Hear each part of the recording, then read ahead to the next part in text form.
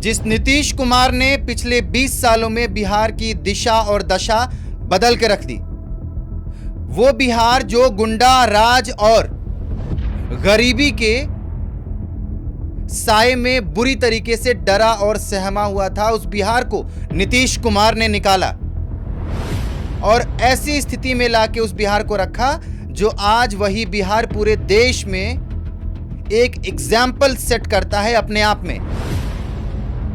जिन गांवों तक सड़कों का पहुंचना अपने आप में चमत्कार माना जाता था, उसी बिहार में सड़कों का पूरा जाल बिछा के उसी नीतीश कुमार ने रखा।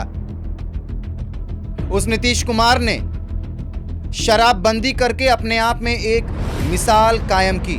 मैं ये बात क्यों बता रहा हूं? आप सबको नीतीश कुमार के कार्यकाल, नीतीश कुमार के राजनीतिक जीवन के बारे में बहुत अच्छे से मालूम है, बहुत अच्छे से जानकारी है।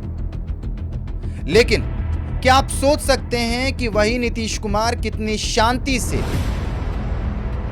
बिहार की राजनीति से विदाई लेते हुए राज्यसभा के माध्यम से दिल्ली पहुंचते हैं? ये अपने आप में बहुत बड़ी बात है। लेकिन इस बहुत बड़ी बात को कितने आसानी से और कितने गुपचुप तरीके से ये कार्य किया गया, ये बात सोचने वाली है। वो भारतीय जनता पार्टी और वो एनडीए जो बिहार के चुनाव में नीतीश कुमार को मुख्यमंत्री प्रोजेक्ट करके ही बात करती थी। किसी भी मंच से, हर मंच से बात कही जाती थी कि मुख्यमंत्री नीतीश कुमार ही होंगे। वही नीतीश कुमार बिहार के विधानसभा चुनाव जीतने के कुछ महीनों बाद राज्यसभा जाते हैं। ऐसी क्या मजबूरी हो गई? क्या भारतीय जनता पार्टी को इस बात का डर था कि अगर ये बात चुनाव से पहले अगर की जाए तो जो प्रचंड बहुमत और जो बड़े भाई के भूमिका में भारतीय जनता पार्टी बिहार में इस वक्त है, वो शायद नहीं हो पाती। नमस्कार, आप देखना शुरू कर चुके हैं अरुंधति न्यूज और मैं हूं अभिजीत। अब देखिए इस बात में कितनी गहराई है। नीतीश कुमार के नाम पे बिहार विधानसभा का चुनाव लड़ा जाता है। तमाम दिग्गज मैदान में उतरे, लेकिन अपने मुंह की खाके एनडीए को प्रचंड बहुमत दिलाने से रोक नहीं पाए।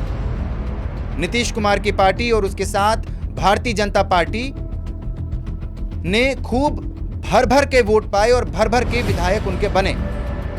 लेकिन इस बार चुनाव जीतने के बाद भले ही नीतीश कुमार मुख्यमंत्री थे बिहार के, लेकिन गृह मंत्रालय या गृह विभाग जैसा महत्वपूर्ण विभाग भारतीय जनता पार्टी के पास था।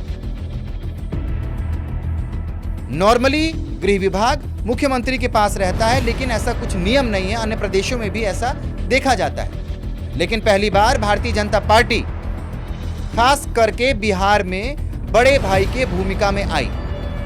लेकिन ऐसा क्या कारण था कि चुनाव जीतने के बाद, मुख्यमंत्री बनने के बाद कुछ महीनों में ही नीतीश कुमार को राज्यसभा जाना पड़ा? अटकलों का बाजार गर्म होना शुरू हुआ। लोगों को लगा कि नीतीश कुमार की राजनीति अब खत्म हो जाएगी। विरोधी और विपक्षियों का यह कहना था कि जिस प्रकार भारतीय जनता पार्टी अपने सहयोगी दलों को धीरे धीरे निगल जाती है, उसी प्रकार अब नीतीश कुमार की बारी है। लेकिन नीतीश कुमार इतने कच्चे खिलाड़ी नहीं है, यह भारतीय जनता पार्टी भी जानती है। नीतीश कुमार के बेटे को कितना सॉफ्टली और कितने आराम से बिहार की राजनीति में प्रस्तुत किया जा रहा है, इससे जुड़ी खबरें आप हर दिन देख रहे हैं। नीतीश कुमार ने भले समाजवाद से आगे बढ़ते हुए बिहार की राजनीति में अपना कदम और अंगद के समान अपना कदम मजबूती से रखा, अब धीरे धीरे वो भी परिवारवाद के खाई में गिरते नजर आ रहे हैं। लेकिन क्या अपने बेटे को राजनीति में उतारने के पीछे उनका सोचना कहीं ये तो नहीं कि उनकी पार्टी का आने वाले समय में पतन की सोच भी कोई अन्य राजनीतिक पार्टी नहीं रख सके? क्या राज्यसभा जाने मात्र से नीतीश कुमार की पकड़ बिहार से कम हो जाएगी? ऐसा सोचना और इस प्रकार की सोच जिन व्यक्तियों के मन में है, वो अपने आप में भ्रम बना के बैठे हुए हैं।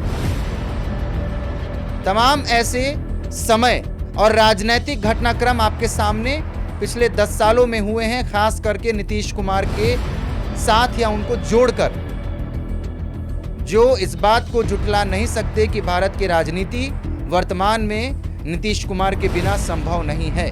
वही इंडिया फ्रंट जो आज विपक्ष में है, उसकी नींव नीतीश कुमार ने रखी और बहुत हद तक जब सीटों का बंटवारा, आपसी समीकरण बन नहीं पाया तो ऐन मौके पर वही नीतीश कुमार एनडीए का दामन थामते हैं।